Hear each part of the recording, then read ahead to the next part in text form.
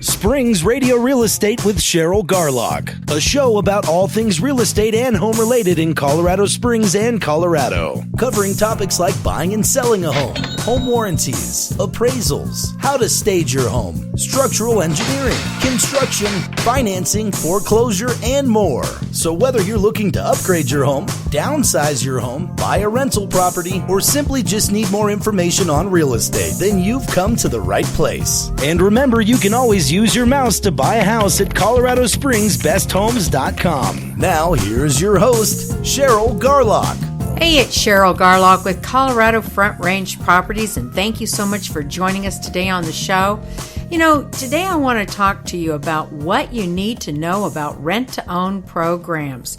I get a lot of inquiries from a lot of people about asking about the rent-to-own programs. They all want to buy a home, but they think that they can't for one reason or another, so they opt to look into what's called the rent-to-own program. And there's a lot of misinformation out there on the web about that, and I wanted to clarify some of that for you. Now, rent-to-own programs mean that you're either going to do a lease option or a lease purchase. And in the mind of the tenant buyer, that means the person who's going to rent it and ultimately buy it, they think that that generally means is that, well, I'll rent it today, and if I like it, maybe I'll buy it, and it's no big deal, right? Wrong. It is a big deal. So it's a big deal for a whole lot of reasons here. And one of the things that you have to keep in mind that, you know, sometimes tenant buyers don't always think about is that you still have to qualify income-wise, credit-wise for that, because the owner of the property's real purpose in offering a rent-to-own is to be able to go ahead and sell that property to you down the road. How much further down the road are we talking about?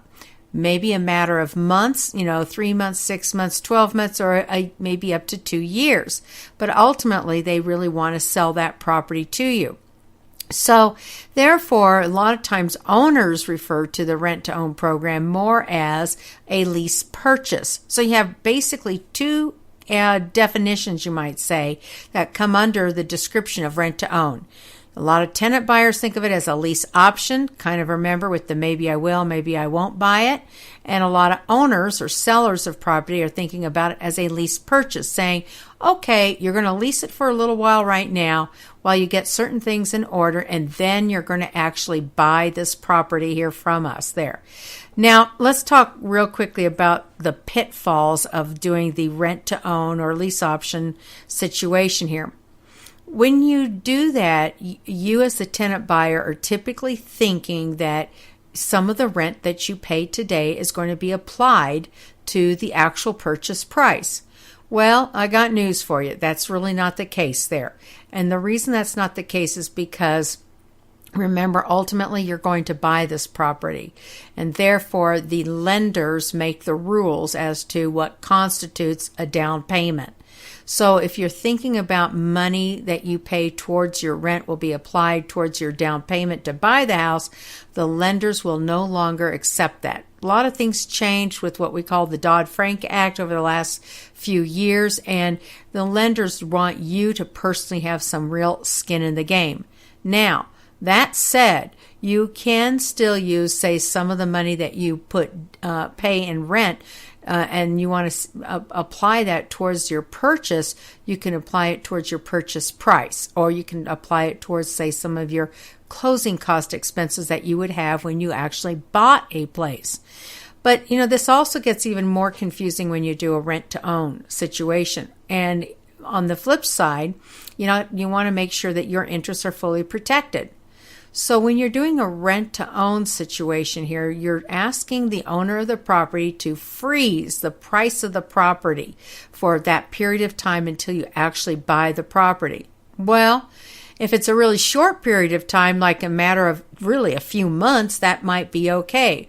But when you have a rising market and sales prices are going through the roof or things are heating up, lots and lots of buyers out there to choose from and, low on inventory and high on demand, well, then the owner of the property essentially loses out because you've frozen their price. So they're not apt to do that. So, and then even if they did do that, and you have a rent-to-own situation where you've put money towards the down payment or towards the purchase price or towards your closing costs, here's your big question. What happens if you don't end up closing on that? Do you really get the money back? Maybe not, because it might be considered option money. So, and generally speaking, option money means that, okay, you're going to go ahead and give the owner, some dollar amount, maybe $2,000, $3,000 or more as an option to go ahead and hold that property for them, for you to buy. But if you don't perform, you don't actually buy it, then what happens with that option money? Generally speaking, you lose it, so if you don't use it, you're going to lose it. That's how that generally works there. So it's not as easy as some of these websites out there make you want to believe that, because there's risk associated with that. And real estate, whether you're renting or you're buying, is all about risk levels. It's all about risk levels with a lender. That's why qualifying for mortgages has an in-depth involvement as far as checking out everything associated with the borrower. And not only that, but the property as well. So rent-to-own opportunities do exist periodically, and primarily they exist when the housing market is slow and basically nothing is selling, and somebody really wants to go ahead and sell that property there, but they can't hardly barely give it away. But, if you have a hot housing market like most parts of the country are experiencing these days here, then that doesn't really work too well. So you next need to look at actually buying a home. Now, one of the reasons people think about rent-to-own programs is because they figure they can't buy. Why is that? Either because they don't have a stable job, or they've just moved here from some other place there and are trying to get set up, you might say, or their credit doesn't work out, or they don't have enough income. So you need to tackle these issues head on. Even if you are successful in securing a rent-to-own situation, remember, you've got to tackle the actual areas of why you can't buy quickly and get that set up and understood and behind you, so to speak. So let's begin with credit. A lot of people think that they can't buy a home because they have poor credit. Well, in fact, you may have some poor credit, but there's a way to clean that up. You do need a professional to help you clean that up. You certainly ought to utilize those services there. One, because if you do use those services of a professional to help clean up that credit, it's going to happen a whole lot faster than you could ever do it yourself there. And sure, that does cost a little bit of money, but it's cheaper in the long run to pay that money today to get somebody to help you clean up your credit than it is if you wait to buy a home and you clean it up on your own, and you wait, say, a year or more, or even 6 months. I'll tell you about waiting in a second here.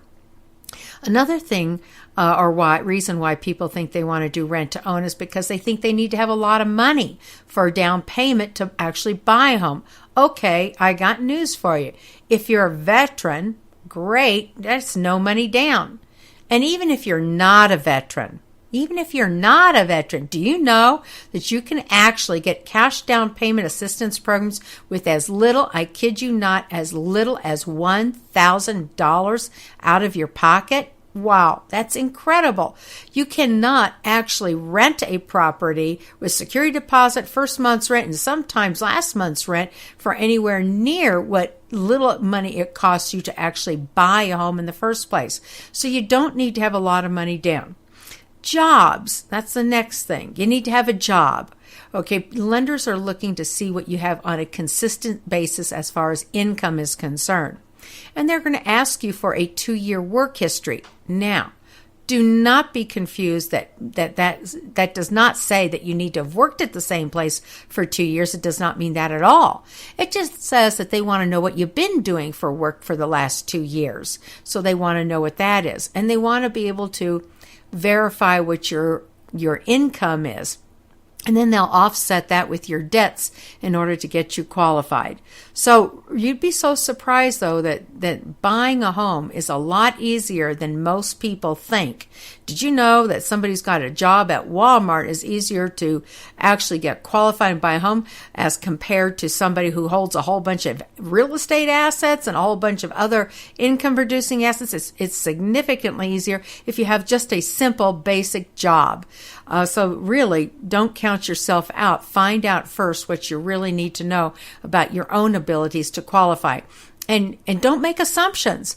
You need to ask the professionals. That would be the lender and the realtor, who can help you ascertain what you can qualify for. Now, speaking of those particular people, the lender and the realtor there, you definitely need to find a lender who cares and a realtor who cares. Somebody who's going to actually take the time and trouble to talk to you personally about your situation, what you need to do to improve that situation, how you might go about getting your situation taken care of so you can qualify to actually buy a home.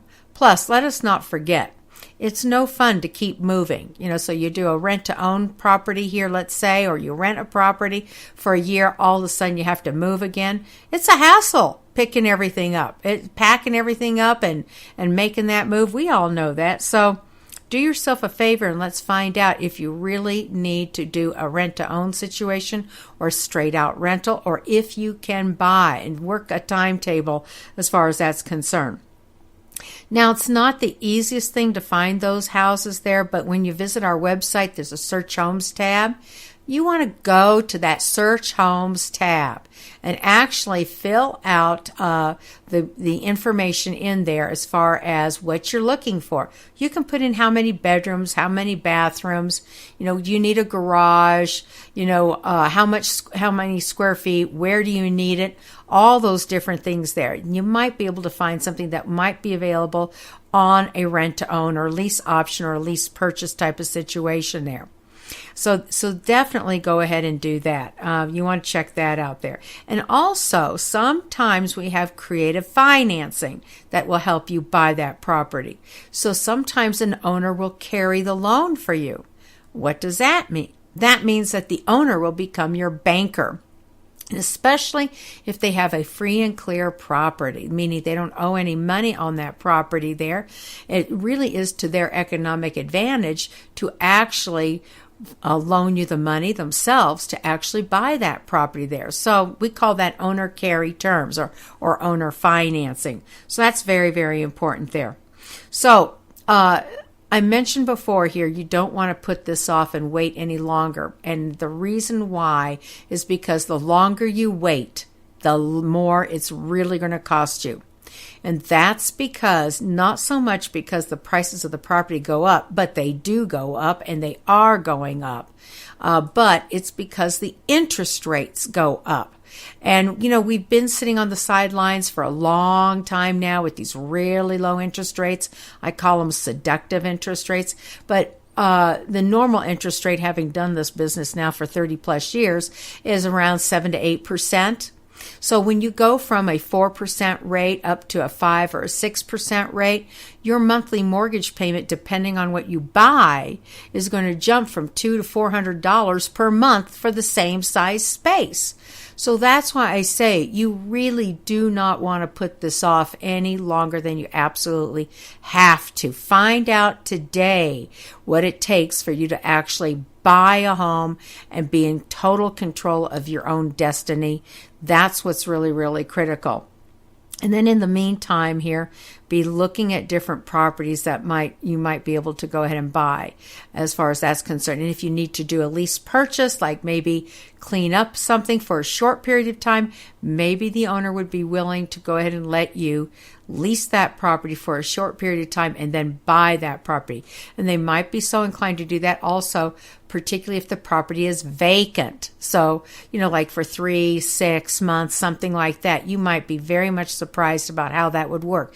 And that would cost you significantly less than actually going out and finding another place to rent with a new security deposit and a first month's rent and possibly the last month's rent there. So, you know what you need to do here is you need to go ahead and get pre-qualified, number one, and you need to find a lender that will actually work with you and give you the real inside skinny on what you need to know, and you need to be very proactive. That last part I cannot suggest strongly enough. You need to be proactive. Nobody can fix this but you. We can guide you, we can help you there, but you've got to take the action on your own to do that. You need to find the right lender. Of course, needless to say, I've got a host of different lenders that I work with, and I'm happy to send you some information about lenders that you might select from. And you need to go ahead and, of course, find the right realtor. So someone who's going to take the time to explain the real inside details about actually the process of buying a home, what the market is really like. How do you contract? How do you negotiate for homes? How does a lease option work? How does a lease purchase work? What's owner financing? Does it apply to me? What kind of financing does apply to me? What can I look forward to be doing? How much does it cost for my down payment? What are closing costs and who pays for that? Is there something I can do? Is there a way that I can negotiate that and get the owner of the property to take care of some of those expenses? You would be surprised at the answers that a good realtor can give you and guide you. So, of course, you can always reach out to me and give me a call. You've got my number there at the end of this broadcast as well as on my website there. So, take a look at that. Let us know what you're thinking, and I look forward to hearing from you. Always want to help people, so give us a call, shoot us an email, visit our website, and we will catch you next time. You've been listening to Springs Radio Real Estate, the show that covers all things real estate and home related in Colorado. Go to ColoradoSpringsBestHomes.com to sign up for special offers and events. You can also listen to past shows, read educational articles, and find links to all your home and real estate needs. Cheryl would love to hear from you. If you have a topic you would like covered or have a question, email info@ColoradoSpringsBestHomes.com.